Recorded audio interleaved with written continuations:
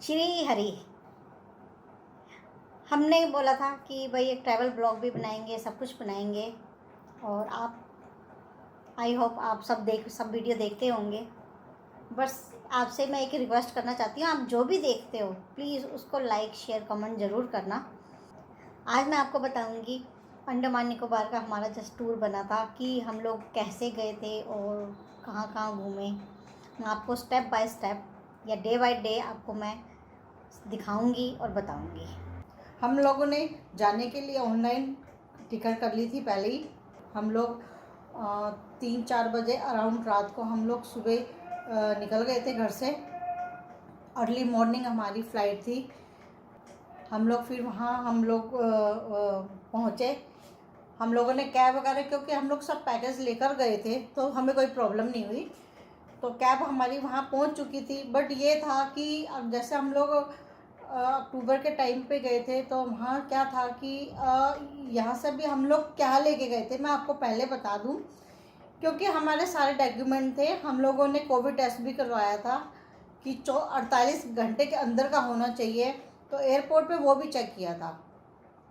यहाँ पे चेक करने के बाद और एक रूल ये था कि अगर आपने 1 महीने से पहले लगवाया हुआ है तो कोई प्रॉब्लम नहीं। अगर आपने वैक्सीन जो लगवाई हुई थी हमने कोविड की, तो हम लोगों ने तो लगवा रखी थी, लेकिन बच्चों ने जिसने भी नहीं लगवा रखी थी, अगर किसी ने 15 दिन पहले भी लगवाई है तो उन लोगों का भी वहाँ पर दोबारा से टेस्ट हो रहा था। तो हम लोग एयरपोर्ट पे थे, हमारी सब चेकिंग वगैरह हो चुकी थी, सब पेपर्स हमने चेक करवा लिए थे। तो हम लोग वहाँ टाइम से पहुँच गए थे, क्योंकि 1 घंटा हमने वेट भी किया। फिर उसके बाद हमारी बोर्डिंग स्टार्ट हुई थी आगे। और फिर आगे आपको दिखाते हैं हमारी बोर्डिंग का टाइमिंग्स जो थे हमारे। आई थिंक 6 बजे की फ़्लाइट थी हमारी मॉर्निंग की। और हमारा मेन मोटिव तो था जाने का अंडमान एंड निकोबार।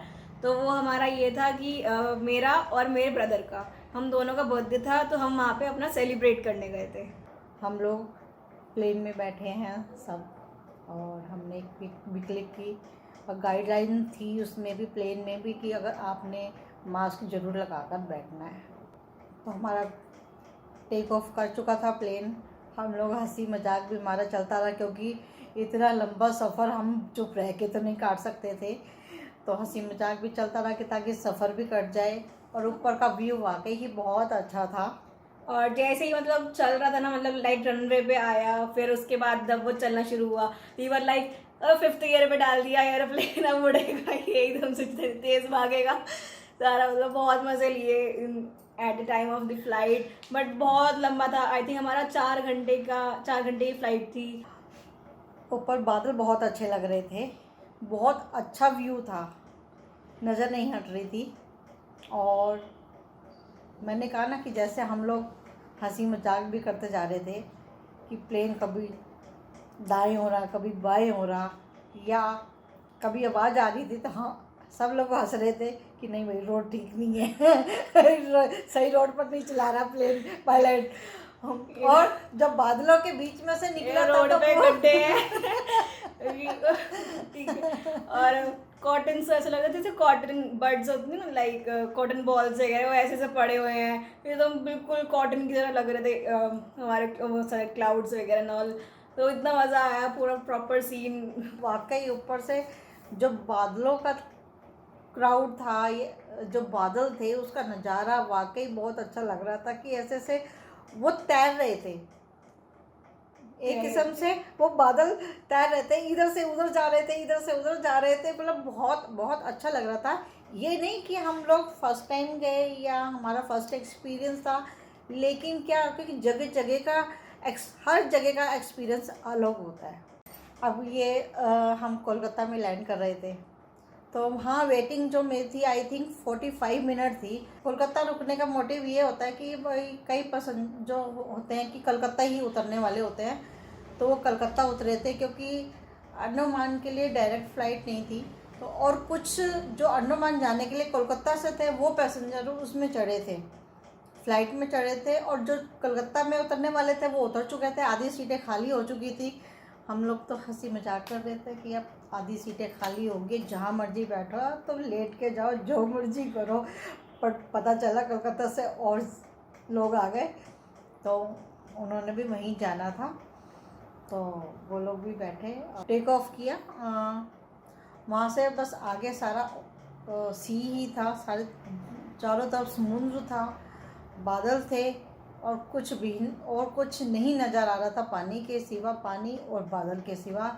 वाकई वो बहुत बहुत सुंदर है कि अगर कोई भी जाना ना वहाँ तो कोई बोर नहीं हो सकता, क्योंकि आप लोग देखते हुए उसका एंजॉय करते हुए आप लोग जा सकते हैं, क्योंकि ऐसे नज़ारे जो अगर अपनी हम लाइव देख रहे हो उसका एक्सपीरियंस ही कुछ और होता है।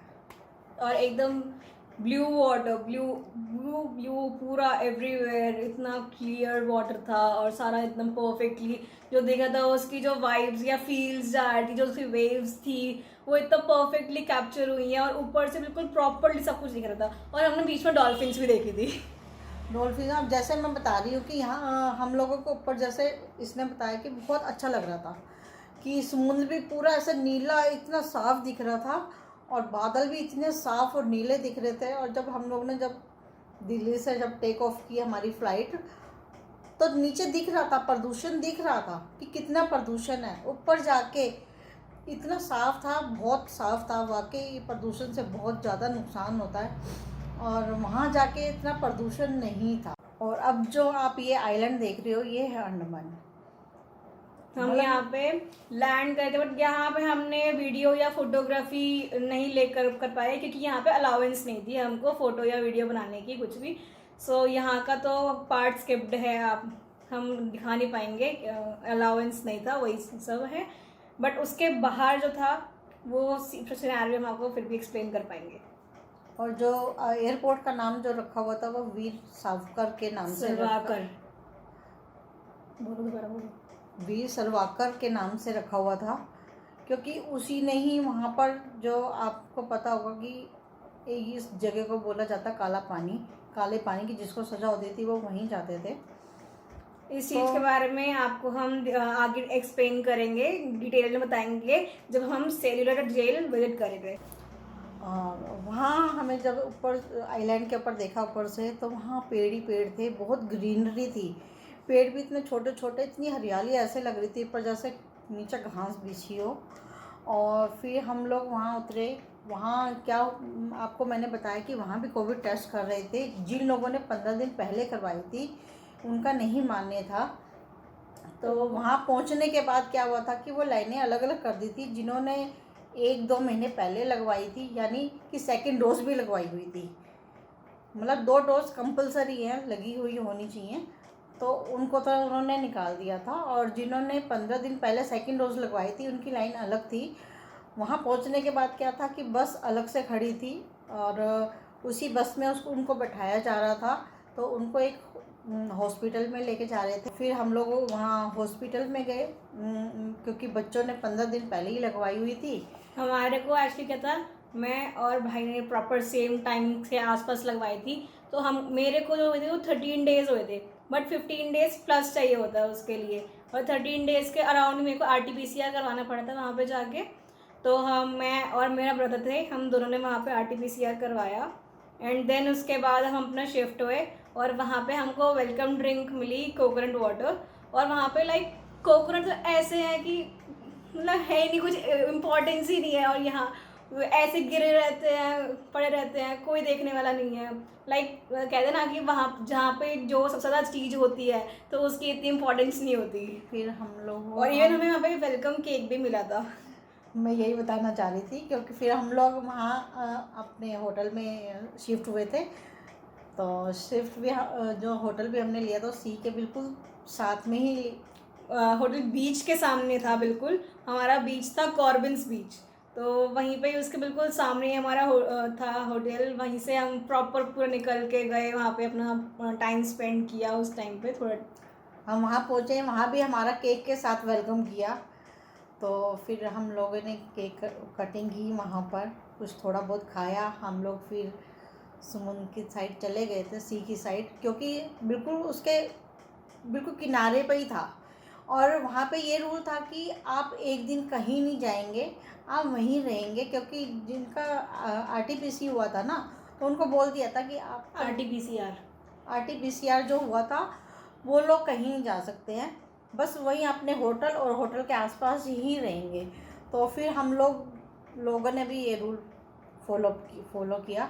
बल्कि तो जो हमारा पैकेज था उसमें और भी बीच इंक्लूड थे, बट इस डे की वजह से, क्योंकि हमारा ये डे वेस्ट हो गया था जस्ट बिकॉज ऑफ RT-PCR, तो हमने इतना कुछ बॉदर नहीं किया। हमने थोड़ा टाइम उसका वैल्यू करके थोड़ा बहुत देख लिया था, ज़्यादा टाइम कहीं और स्पेंड ना करके हमने सारा कुछ ऑलमोस्ट कवर करा था, शिफ्ट कर लिया था इधर उधर जो भी था हमारा। बट ये था कि हमारा फर्स्ट डे वेस्ट नहीं किया, हमने फिर भी थोड़ा बहुत इंजॉय कर लिया था। वहाँ से हम लोग फिर दोबारा से हम लोग अपने रूम में आए, होटल में ही तैयार होने के लिए, क्योंकि हम लोग जो कपड़े घर से पहन के गए थे तो उसमें ऐसे ही निकल गए थे। बट या तो अगर वहाँ पे जाना है तो सनस्क्रीन इज मस्ट, और भर भर के लगा लेना, मतलब टैनिंग बहुत बुरी होती है। तो हम समुद्र के जैसे बीच में गए, पानी की लहरें इतनी थी, मैंने आपको बताया कि रेत भी है, बैलेंस भी बिगड़ता है। हम लोगों को डर लग रहा था, तो एक दूसरे की सपोर्ट से हम लोग समुद्र में घूम रहे थे, पूरा टाइम एक दूसरे हाथ पर घूम रहे कि हाय कहीं हम इसमें गिर ना जाए। और वहाँ पे जो रेत है, वहाँ पे जो सैंड है वो इतना सॉफ्ट है, मतलब लाइक आप चल रहे हो पैर अंदर घुसी जा रहे हैं, तो इसीलिए एक पकड़ के चलना इज मस्ट फॉर दैट। क्योंकि हम फर्स्ट टाइम सी साइड गए थे कहीं पे, लाइक हमेशा नहीं तो माउंटेन हिल्स वगैरह जाते हैं, तो सी साइड फर्स्ट टाइम गए थे, तो थोड़ा बहुत उस टाइम डर लग रहा था।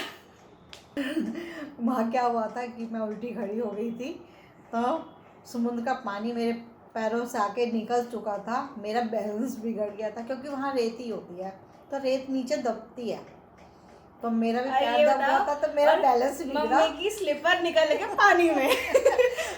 मैंने कहा हाय मैं तो स्लीपर चलेगी, अब मैं यहाँ नंगी पैर घूमूंगी, क्या करूँगी। तो मैंने आपको कहा ना, एक लहर नहीं आती, 2-3 आती हैं, तो एक में चली गई, दूसरी तीसरी में लहर से वो चप्पल मेरी स्लीपर वापस आ गई।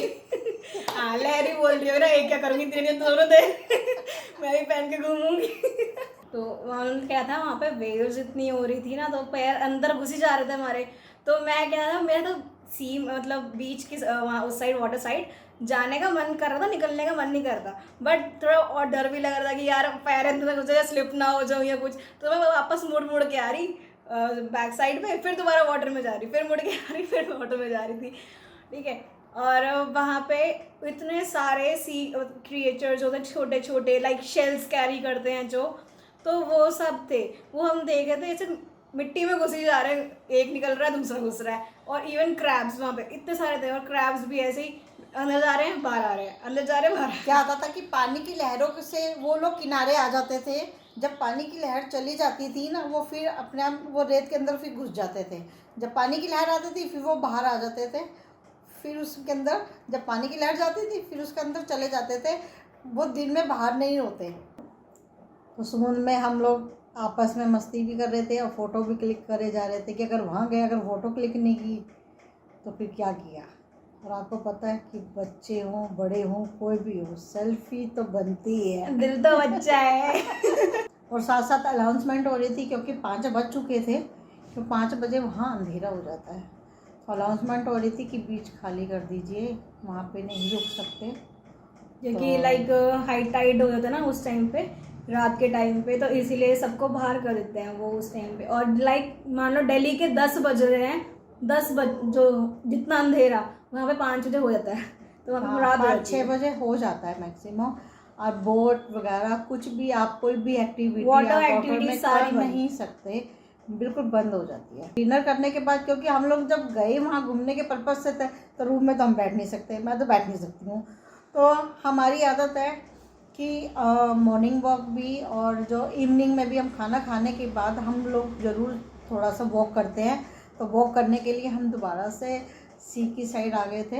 हमारा एंड था डे 1 का। डे 2 में हम आपको बताएंगे हमने क्या किया। नेक्स्ट वीडियो में हम आपको मॉर्निंग से लेके फिर सेकंड डे का हम बताएंगे हमने क्या क्या एक्टिविटी की या जो भी किया। प्लीज़ इस वीडियो को भी शेयर, लाइक, कमेंट ज़रूर करना।